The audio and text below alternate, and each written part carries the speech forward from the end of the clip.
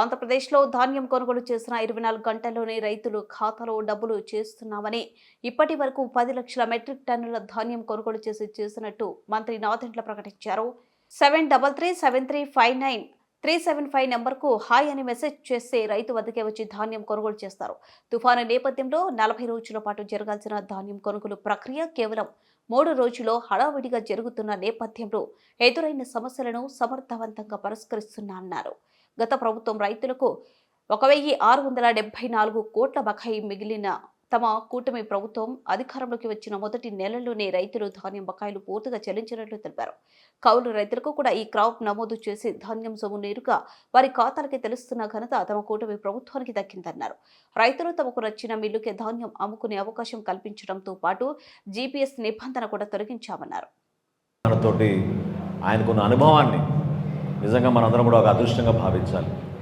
బుద్ధప్రసాద్ గారి ఆహ్వానం మేరకు ఈరోజు అవనగడ్డ నియోజకవర్గంలో ఈ 6 మండలాల్లో కూడా జరుగుతున్న ధాన్యం కొనుగోలు ప్రక్రియ ఏ విధంగా రాష్ట్ర ప్రభుత్వం నుంచి మా అధికార యంత్రాంగం సిద్ధంగా ఉందా లేదా అని దానిపైన సమీక్షించుకోవడానికి ఈరోజు ఇక్కడ రావడం జరిగింది.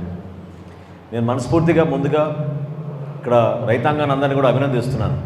ఎందుకంటే కష్టకాలంలో కూడా ఎన్నో సమస్యలు ఎదుర్కొంటూ వాళ్ళు పడుతున్న ఇబ్బందుల్ని అధిగమించుకుంటూ వాళ్ళు కేవలం పాపం ఎదురు చూసేది ప్రభుత్వం నుంచి కనీస మద్దతు ధరకి ధాన్యం కొనుగోలు జరిగే విధంగా ఒక మంచి ప్రక్రియ జరగాలని. అనుకోకుండా వాతావరణంలో కొన్ని మార్పులు వచ్చినాయి.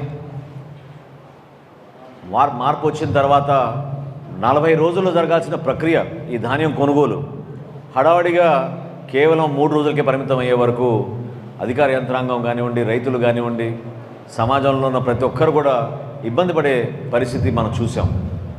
కానీ రాష్ట్ర ప్రభుత్వం నుంచి గౌరవ ముఖ్యమంత్రి గారు చంద్రబాబు నాయుడు గారు, అదేవిధంగా మన ఉప ముఖ్యమంత్రి గారు పవన్ కళ్యాణ్ గారు ఎప్పుడు కూడా ఎప్పుడైతే సమీక్షించుకుంటామో ప్రతి సందర్భంలో కూడా ఒక భరోసా ఇస్తూ ముందుకు వచ్చారు.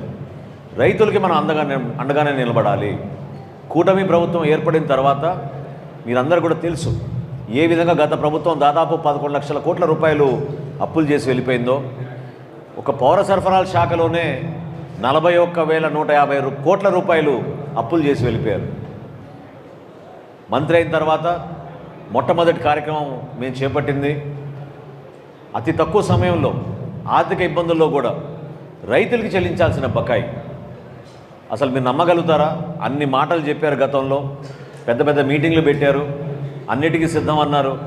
కానీ క్షేత్రస్థాయిలో మాత్రం రైతులకి 1674 కోట్ల రూపాయలు బకాయిలు వదిలేసి గత ప్రభుత్వం వెళ్ళిపోయింది. ఆర్థిక ఇబ్బందుల్లో ఉన్నాం. ప్రభుత్వం పైన ఇంకా మాకు పట్టు రాలేదు.